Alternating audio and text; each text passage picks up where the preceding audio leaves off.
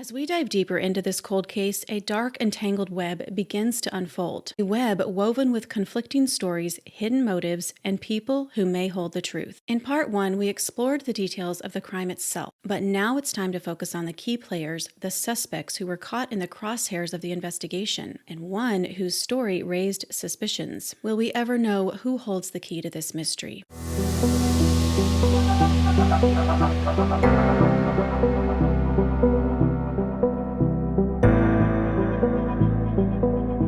Hey crime babes, welcome back. It's so good to have you all here, and if you are new here, then welcome. I'm your host, Catherine, and this is Crimes with Catherine. If you are listening to the podcast, thank you for tuning in as well. We're currently in a tornado warning here in Arkansas, so excuse the background noise. I will try my best to edit that out, but it's just a storm all around me right now. In today's episode, we are covering part 2 of the mysterious case of Ruby Stapleton. If you have not watched part 1, I encourage you to go watch that one and come back to this one. My Aunt Ruby's life was taken on October 8th, 1963. As of today, this case remains unsolved. I've spent the last year gathering information on her case, and I want to share again that I've written a book about this mysterious case titled The Washeteria Mystery. I received Ruby's case file through a FOIA request and have included as much as I could decipher from the old faded files. The Washeteria Mystery, Who Killed Ruby, is now available on Amazon. I'll drop the link below. And thank you in advance if you have read this book or choose to read this book. I've put my heart and soul into this project, and I hope it brings fresh eyes to her case and honors her memory. Just a reminder, if you want to be a crime babe and never miss an episode, then please hit that subscribe button.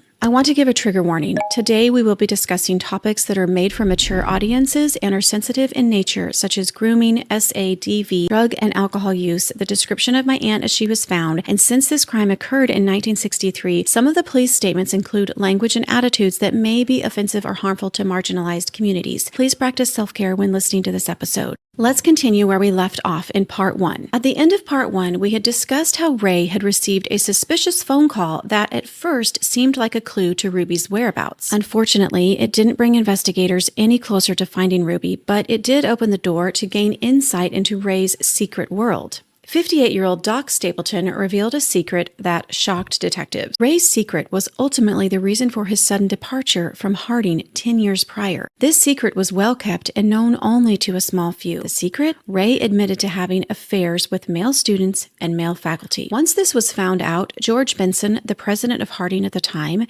had asked Ray to quietly resign. In the 1950s and 60s, same-sex attraction was completely taboo. Harding University would not have wanted that marking their untarnished name. In his interview, Ray freely admitted to picking up hitchhikers like Karash and Chandler, mentioned in part 1. In fact, he would go out 3, 4, 5 nights a week traveling along the highways to find his next conquests. After picking them up, he would offer shelter and money in exchange for sex acts. The men he picked up were often struggling. Many had recently been released from prison and were trying to rebuild their lives, while others were runaways. Overall, these men were in a vulnerable position, and Ray knew the promise of money would be a strong incentive for them to do what he wanted them to do. Sounds a lot like a serial predator. Investigators asked Ray about his other affairs he may have had or was having at the time. He admitted he had a revolving door of roommates over the years. Even my mom remembers visiting Ray as a young child on one occasion, and there was a man staying in a back bedroom. Ray's explanation was that these men were just boarders. Ray stated that he couldn't remember all the names of the men he was involved with, but he provided investigators with a list.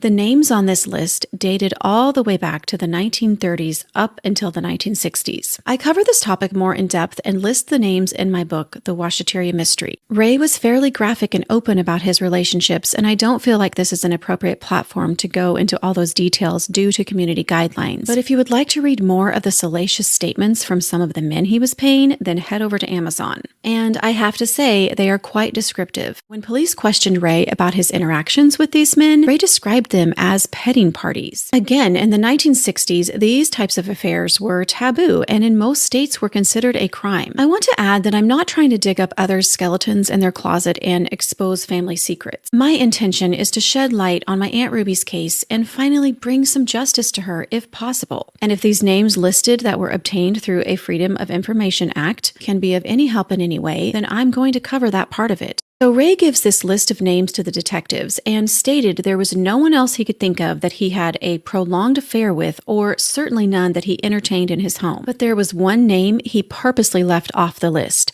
James Douglas Daugherty. The investigators saw his name listed frequently on Ray's phone record. I'm going to read a portion of the investigators' notes about this questioning with Ray Stapleton. And quick trigger warning, again, this statement was made in 1963 and may contain commonly used words that would not be considered acceptable language today. The notes read, Stapleton then was asked if he knew Douglas Daugherty.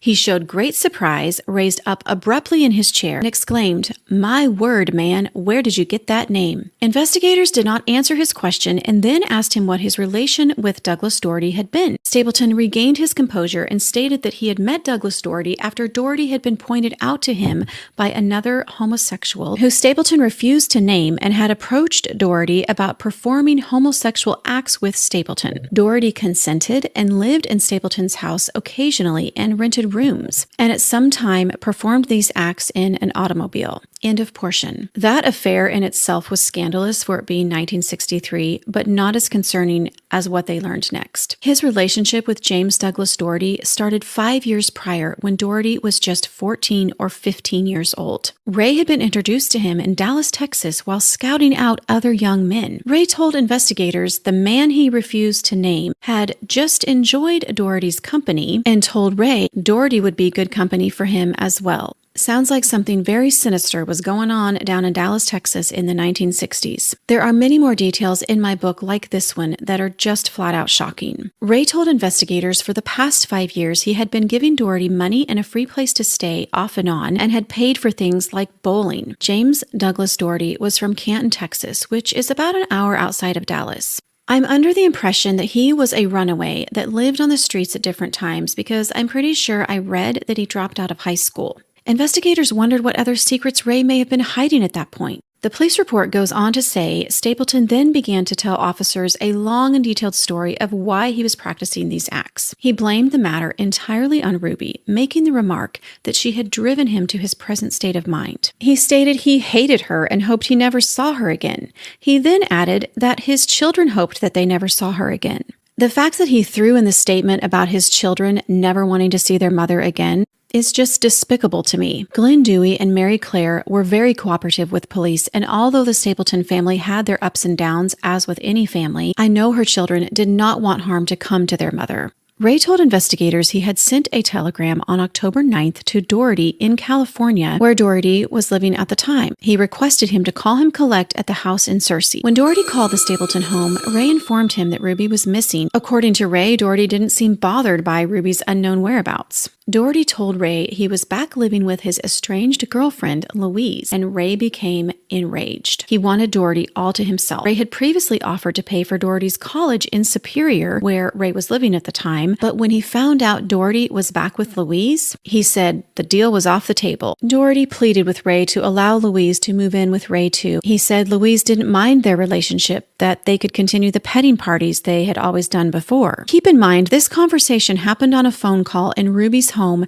the day after she went missing. I have a hard time wrapping my mind around that. Ray continued his statement to police, claiming that because of Ruby's poor personal hygiene, she had caused him to be repulsed by women. A quote from Ray states, Mrs. Stapleton was as sexless as any woman could be, and I deplore having anything to do with her. He claimed he gagged while together on their honeymoon, and then he stated the house was in a constant state of filth. But then later in his statement, he said she was immaculate about her cooking, cleaning, and her children. Ray's statements were contradictory. He also appeared to be blaming Ruby for his sexual deviance. One thing I will say about Ruby's housekeeping, according to her niece Clarita, Ruby was a pack rat. And just to refresh your memory, Clarita was Ruby's 20-year-old niece who was living with Ruby at the time of her disappearance. She shared with me that Ruby's kitchen table was covered with mail and other odds and ends, but her home was never dirty. In her photos, you can see that Ruby took care of her appearance, looking done up and well-groomed for the camera. Even in candid shots, you can see that she was not a filthy woman. In fact, on the morning of her disappearance, Ruby had her hair styled at the local beauty salon. Ray elaborated in more detail on his relationship with James Douglas Daugherty and Louise Markham.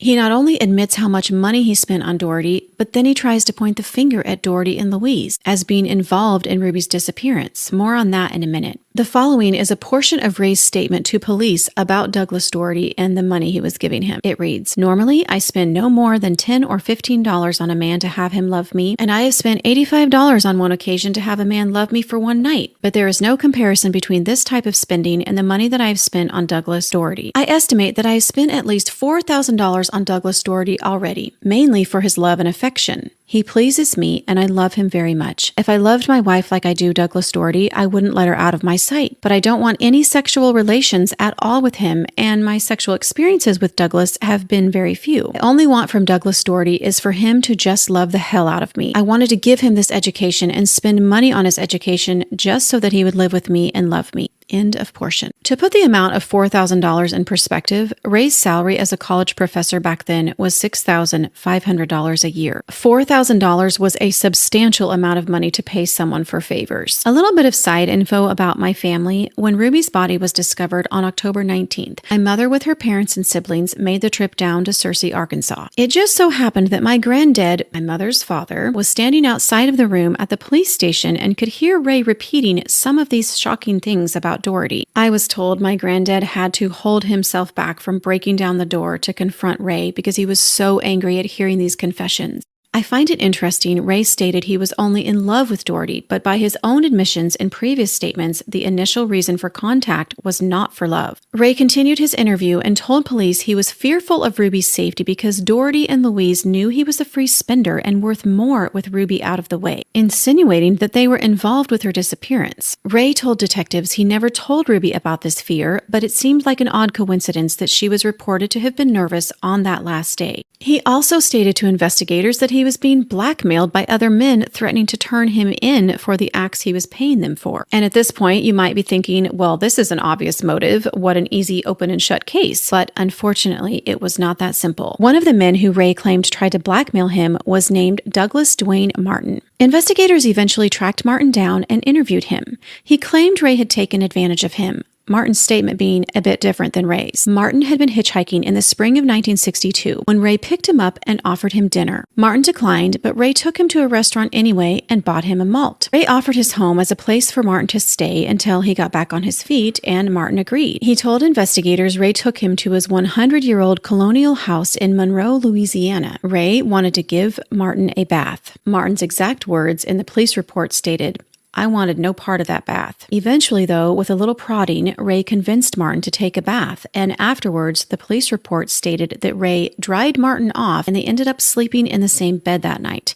You can imagine the rest. Martin stated he felt ashamed and disgusted at what was going on. He also felt concerned at what Ray was coercing students to do at the college where Ray was employed in Monroe, Louisiana. In his statement, Ray claimed that Martin tired of the petting parties, as he liked to call them, and threatened to turn Ray in if he didn't buy him a new car. But Martin denied that. He said he never asked Ray to buy him a new car. Martin ended up reporting Ray to police, and police went directly to Ray's office, picked him up, and transported him and Martin out to Ray's colonial house, I guess to investigate the claim further. That just shows you how different things were back in the 1960s. Here you have a victim that came forward, and then the victim, the police, and the accused all ride together to the accused person's home.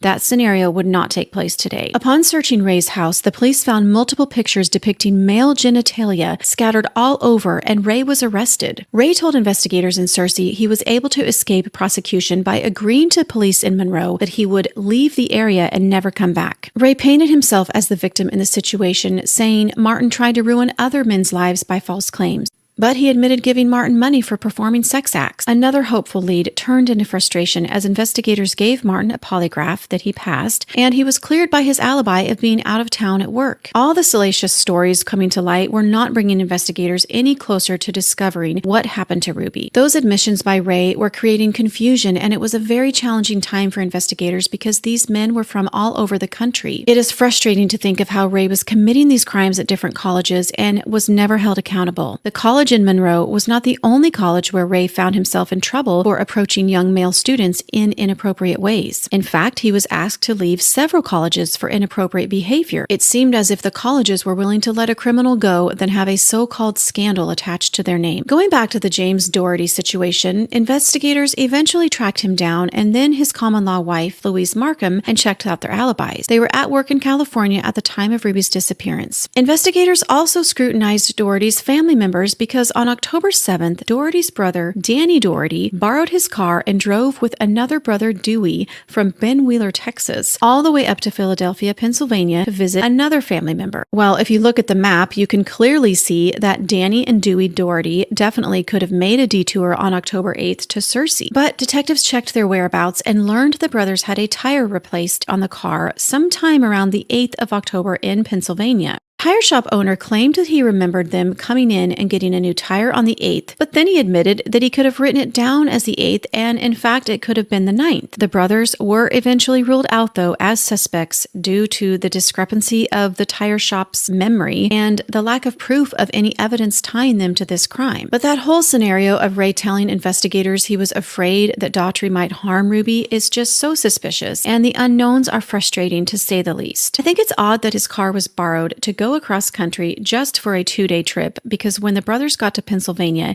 they literally stayed like one night and then went right back to Texas. I'm curious as to how or if the relationship between Ray and Daugherty continued after all of this. I imagine once Ruby's remains were found, Daugherty might have wanted to stay away. There's no information about that in the police file. Now let's talk about the day Ruby's remains were found. Trigger warning, this section about Ruby's discovery and autopsy is extremely graphic in nature. Please use caution when listening or feel free to skip ahead. On October 19th, 11 long days after Ruby went missing, there was finally a break in the case.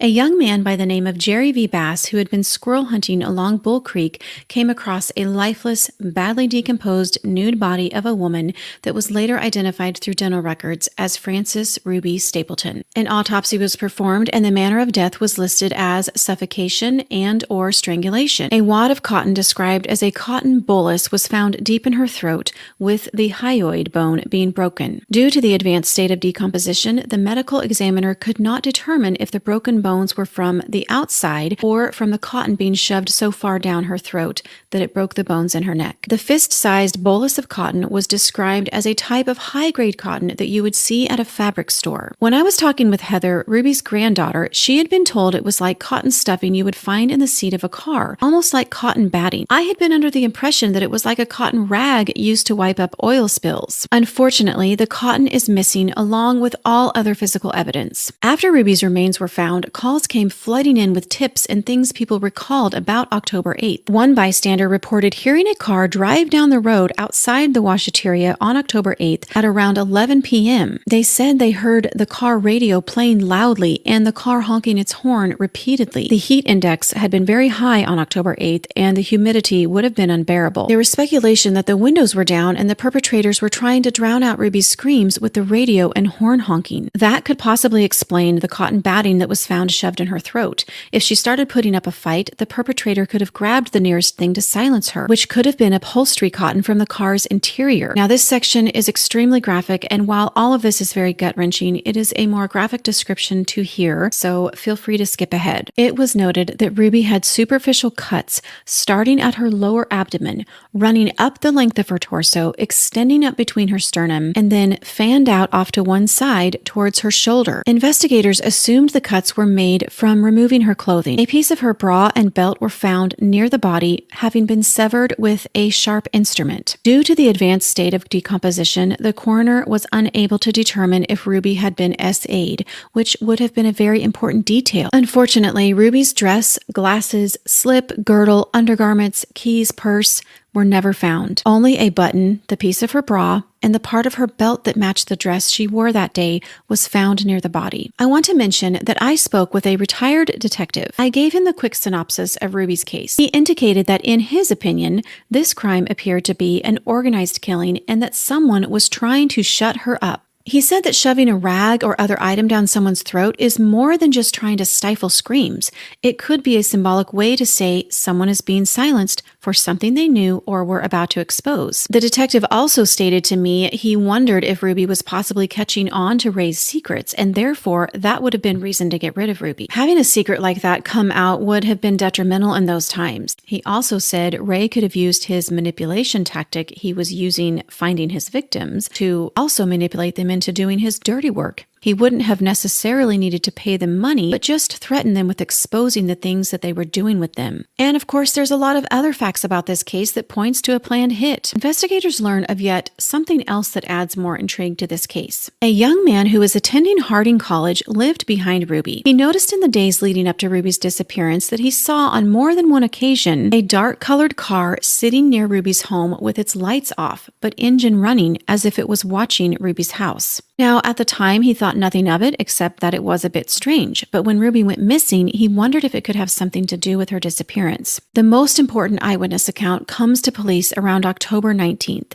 A man by the name of Zell Mills, a truck driver for a chicken factory, came across the news article detailing the discovery of Ruby's remains. It jolted his memory back to October 8th. He stated he could not rid the matter from his mind and had to tell police immediately. Zell Mills was traveling along the street in front of the Washeteria transporting chickens from Pangburn, Arkansas. He passed the Washeteria on his route and he stated that all the businesses were dark except for the Washeteria. It was well lit, so he had a clear view of inside and just right outside of the Washeteria. He stated that he saw a dark, late model car parked perpendicular next to Ruby's bumper, like appearing to block her car in. He then saw two men and one woman leaving the building going towards the car. There seemed to be some jostling or commotion. He stated that the woman appeared to be resisting, trying to pull back from the men. He mistakenly thought the trio, or maybe the woman, was inebriated. When I came across this statement in the police files, it was one of the hardest to decipher. It was faded and illegible. I had to install a restoration app and really work with the statement to be able to read it. And when I did, I was shocked. Of course, I thought, why didn't this man stop? Why would a person keep going if they saw a woman struggling with two men late at night? But things were different back then, and even now, some people are hesitant to stop and involve themselves in a situation. I feel like in those days, people minded their business and also didn't assume the worst. Being such a small town, I'm sure Mr. Mills wouldn't have automatically thought there was a crime of that nature in progress. And he was alone, and there were two men and one woman. He may have felt a little intimidated to pull over and stop. I mean, how could he have known what was about to happen? But it is quite shocking to know that someone saw her in distress and wasn't aware of how serious the situation was. I'm very thankful for this eyewitness account because I believe this is one of the key pieces of this case. Now investigators knew that she was abducted by not just one assailant, but two.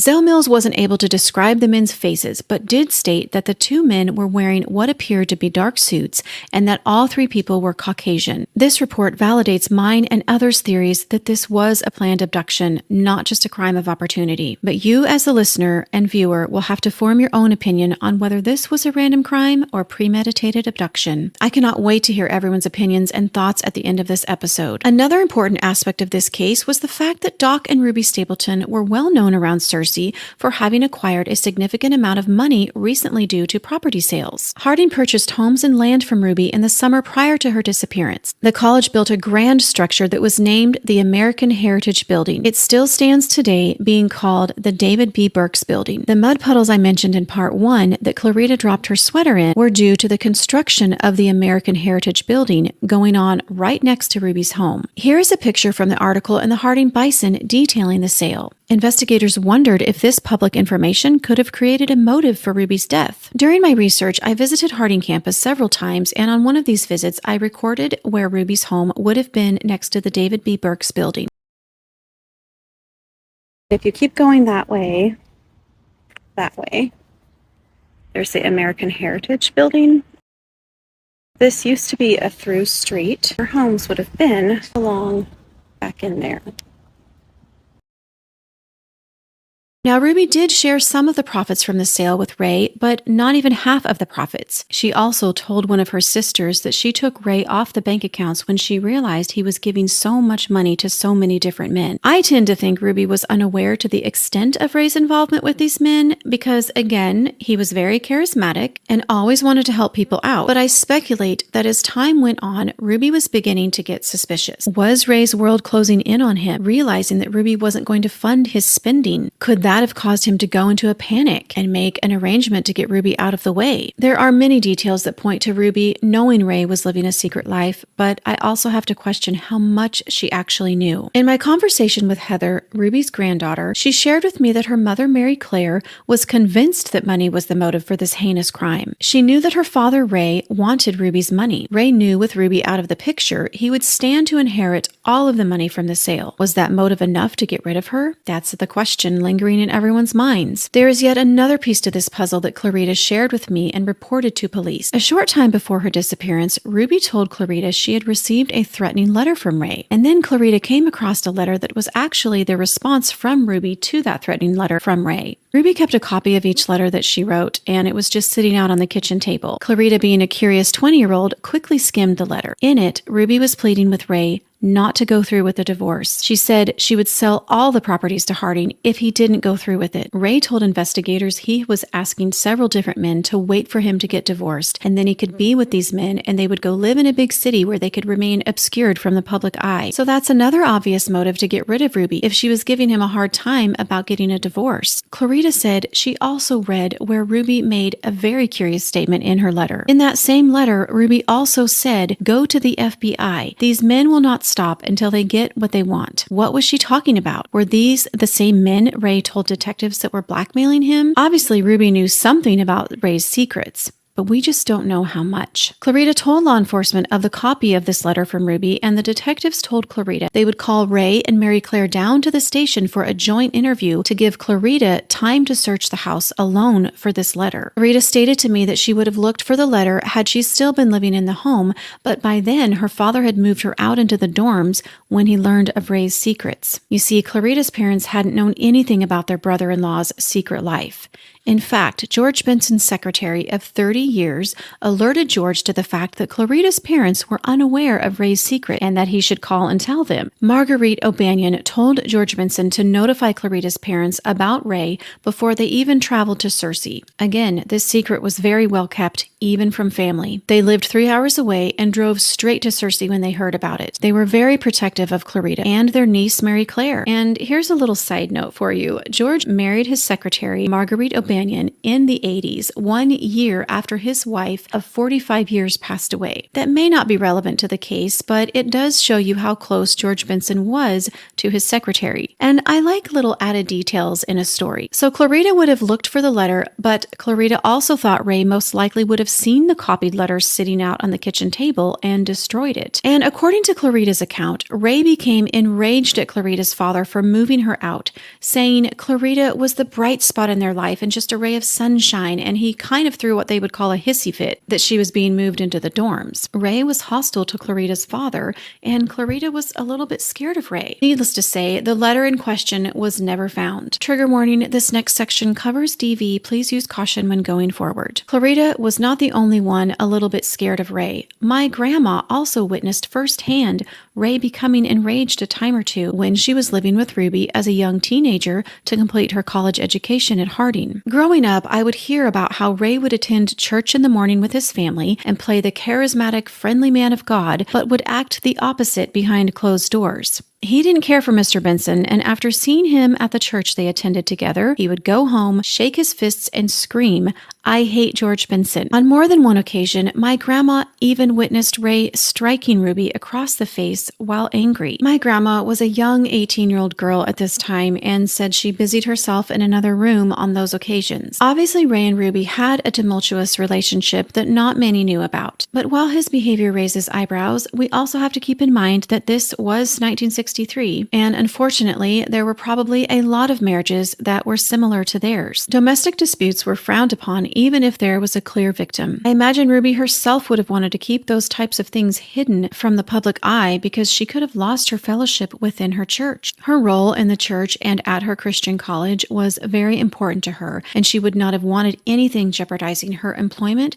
or her family's name. Being divorced in 1963 was just as taboo as the secret Ray was keeping from the public. We do have to remember, though, just because Ray was guilty of committing crimes and had quite a temper, we can't automatically assume that he was the orchestrator of Ruby's demise. We wouldn't be doing Ruby justice if we didn't look at any other scenarios. I want to mention an incident that happened a month before her death.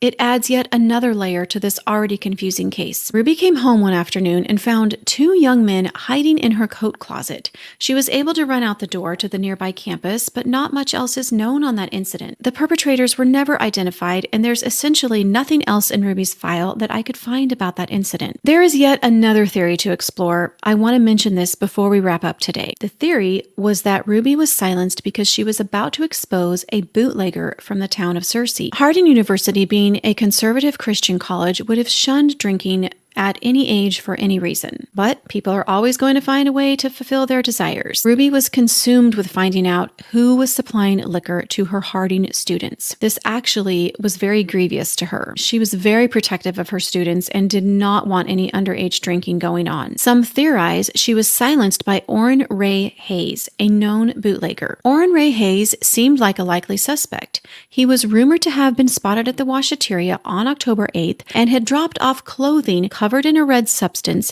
to Harding's laundromat in the days following her disappearance. This information was reported to police, but police said the clothes were stained due to hunting. No testing was ever done on these clothes, but I do wonder about the likelihood of someone committing a crime of that nature and then taking evidence to a public place. Stranger things have happened, but it seems unlikely to me. The following information I'm about to share with you, you will not find in my book because I have only recently discovered this bit of information through my cousin, Heather Bates, Ruby's granddaughter. In 1993, she and her mother, Mary Claire, were able to view and take notes on Ruby's case file. Heather has graciously shared with me those notes. In 1993, the file contained an interview with Orrin Ray Hayes. This interview was not in the files I received. Orrin Ray Hayes admitted to seeing Ruby that night at the Washeteria while he was driving by drinking with a friend, but claimed he had nothing to do with her disappearance and didn't see anything other than her washing her clothes. In one of the notes, Mary Claire jotted down the description of the car that Orrin Ray Hayes was driving that night. Ironically, it was described as a dark-colored Thunderbird. Now remember, a long, dark-colored car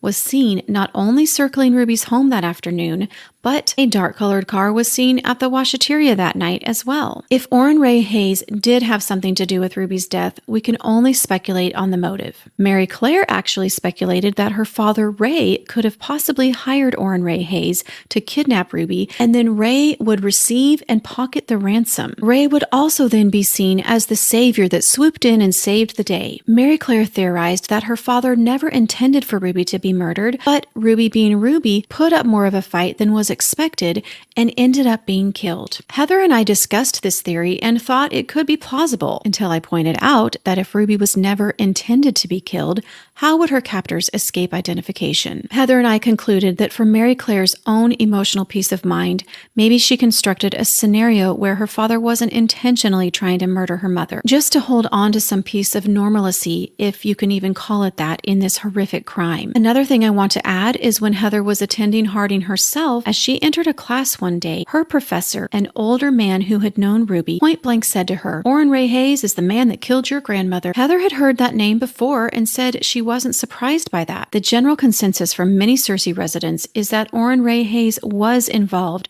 in some way or another. It seems as if the police ruled him out, though, as a suspect because they didn't test the clothes and obviously nothing further was done regarding Orrin Ray Hayes. Maybe they knew something that we don't about why he was eliminated in this crime. Or maybe, as some have speculated to me, he was an informant or supplying liquor to law enforcement and subsequently was ignored as a suspect. I do have to wonder why or how his statement went missing from the file that I received. I contacted the cold case unit there in Little Rock and have set up a meeting with a detective to look through what is left of the physical file. I received these files through email. If his statement is there, I am determined to find it. I will keep you all informed on what I discover. Orrin Ray Hayes has since passed away, and I have no information on his family members. But I did find out that, oddly enough, his wife died from strychnine poisoning some time after Ruby's death. He was questioned in that crime as well. There was not enough evidence to convict him of that crime, though. And even others have said that he had multiple run-ins with the law, but always escaped prosecution somehow. So another frustrating dead end, and like all other suspects, never charged. I would like to know more about why so many think Orrin Ray Hayes was responsible. Is there more information than what I'm covering? It's going to take a special cold case detective who has time and passion to dig for answers. This will be a good stopping point for today, Crime Babes. Please join me for episode 3, where we wrap up the mysterious case of Ruby Stapleton. You'll get to hear a little snippet from Heather Bates, Ruby's granddaughter, in episode 3. I would love to hear what you think about this case so far. You can join the conversation in the comments, or you can message me directly. I'll drop all my information below. I really appreciate all of you that have followed me so far on this case. It is dear to my heart, and I appreciate your support throughout this journey of bringing light to all the cases I cover. And if you like what you see in here, then please remember to like and subscribe. Stay safe, stay curious, and I will see you next time, Crime Babes.